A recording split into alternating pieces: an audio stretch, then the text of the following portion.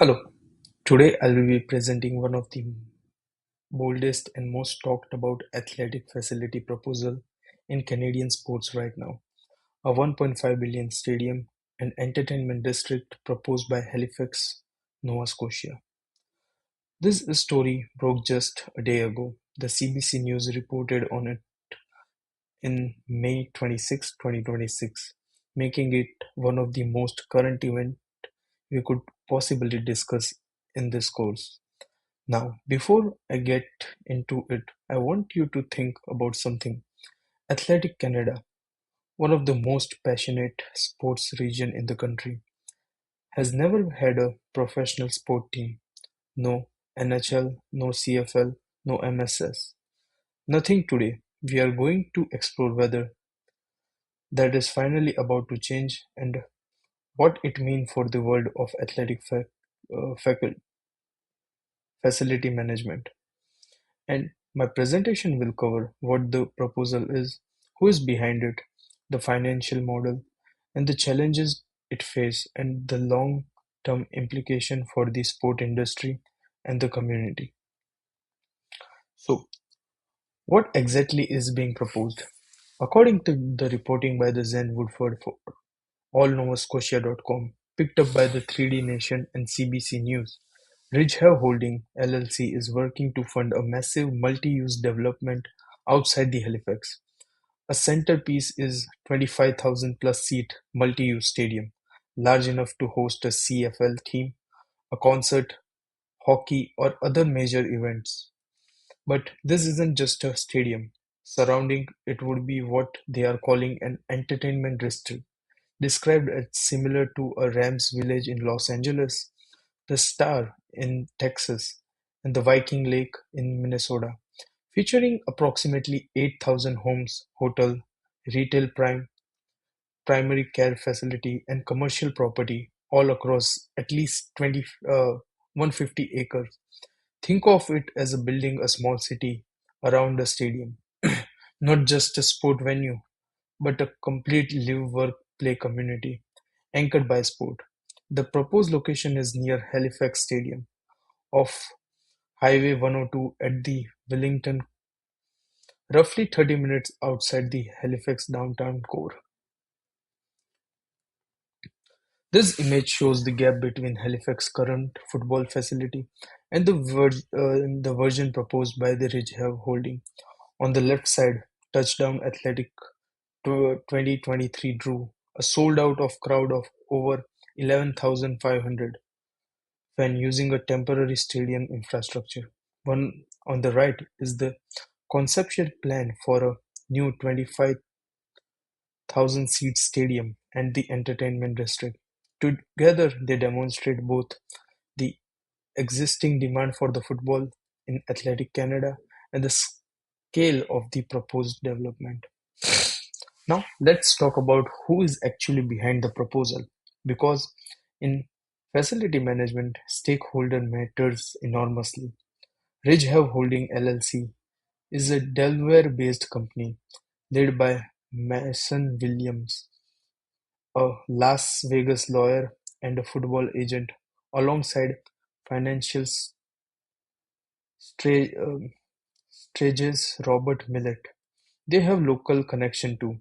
The Shaw Group is listed as the joint venture partner, and Clayton Development president Jason Burrant, whose company actually owns the proposal land site on the advisory board. The land itself is currently owned by the Aerotech Development GP Limited, a partnership between Clayton Development, Shaw Group subsidiary, and the Merchants Homes. JP Morgan Chase, one of the world's largest investment bank, is reportedly on the board to provide capital for the construction. So this isn't just a random dream. There are real investors, real local partners, and financial institution involved. Now, here what makes this proposal genuinely different from anything Halifax has ever seen. The funding model. As you can see on this chart, the total project cost is around 1.5 billion Canadian dollars that break down into 500 million in equity, and the 1 billion in debt. And here is the key line for Mason Williams himself, and I quote him directly: "We are not asking for any tax dollars to fund the stadium. Our model is significantly different. There is not a CFL stadium, this is an entertainment venue. According to our research, it would be the biggest venue in the 6-hour radius. This is completely private funding model, no municipal money, no provincial money, or no federal money for the facility management. Perspective: this is an fantastic approach. Most major stadium projects rely heavily on public subs money. For context, the previous Halifax Stadium, attempted by the Sooner Sport and Entertainment, needed government loan payment for up to $6 million per year just to cover the construction cost. Ridgehav is saying we don't need any of that, which sound great but also raises question about the risk, accountability, and what happens if the private funding falls. Before we get into the current challenges, it is important to understand what this is not Halifax's first attempt to create a stadium, and that context is critical. Since 2005, the CFL has hosted around 7 touchdown athletic games in the Maritime, proving there is a genuine passion for professional football in this region. In 2018, a group called Maritime Football Limited partnership proposed a 24,000-seated stadium at Shannon Park in Dartmouth, estimated between uh, 170 to 190 million, requiring government funding. That never happened. Then the Sooner Sport and Entertainment tried again, also at the Shannon Park, seeking a 30-year government loan to cover construction payment. That also never happened. So Halifax has been here before. Big dreams, strong fan support, and then nothing. That history is exactly what there is, both to be deep skeptic surrounding Ridgehav proposal today. As facility managers, this teaches us something crucial. Fan demand alone does not build the facility. You need financial side, approval, government alignment, and stakeholder coordination all working together.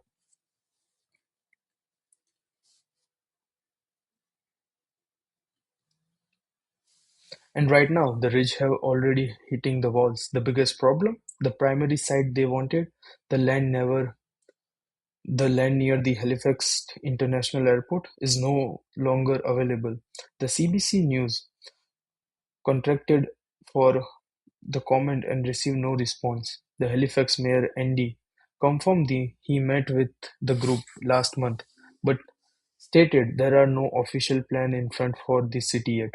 The first reaction was, I quote, "no public money."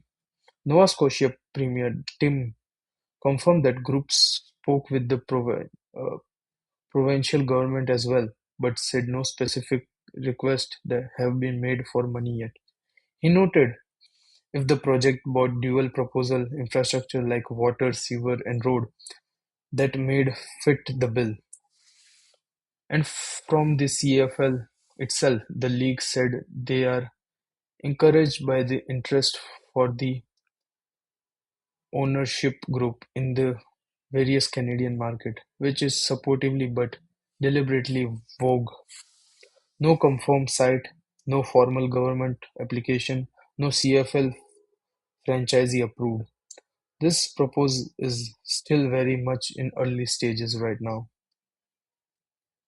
Now let's talk about why this matters so much and back it up by the real number looking at the chart.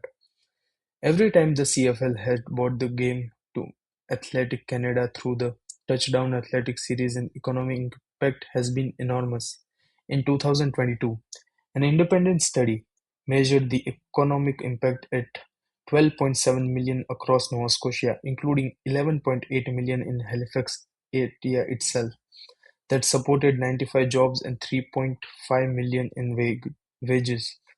In 2023, a sold-out crowd of 11,555 at the stadium generated around 10 million in overall economy impact, including a 6.5 million directly in the city of Halifax. That from just one game per year. Now imagine a CFL team playing 9 home games. The former CFL commissioner estimated a Halifax stadium would generate approximately 100 million per year in economic activity, and the fan base is absolutely there. According to 2023 Touchdown Athletics survey, 85% of the respondents supported a 10th CFL franchisee in Halifax, with the majority saying they would likely purchase the season ticket and attend 6 to 10 games annually. The demand is real, the economic case is real. The question is entirely about the execution. From a facility management perspective, which is lean of the course, the story is perfect real-world case study because it touches the most every topic we have covered. The facility planning and the construction site select in the first major hurdle. Ridgehav is already stuck here. Choosing the wrong site or losing access to the right one can end the project before it started. Finance and board budget 1.5 billion private model is bold, but the debt finance of 1 million means this project is highly leveraged. If revenue doesn't materialize quickly, the financial model could collapse. The stakeholder management, government officials, local landowner, and the CFL community investor, every single group have different interest. The facility manager must navigate. The risk management, what is the if JP Morgan pulls out, if the CFL doesn't approve financing, there are the question as a facility manager must plan before. So, bringing all this together, Halifax 1.5 billion stadium proposed by the Ridge Holding, one of the most ambitious athletic facility development in Canadian history. The bold in the scale, unique itself fully private funding model and backed by the real evidence of fan demand and economic potential, but it faces serious real-world obstruction. A lost primary site, no formal government application, no confirmed CFL financing, and a long history of failed attempt in the same city. Whether this become Athletic Canada first professional sport home or another broken promise depend entirely on the funding management and facility management. Securing the right site, aligning with the stakeholder, managing financial risk, and executing a plan that serves both business and the community. The story is still developing, and I will be watching it really closely. Thank you. These are my references.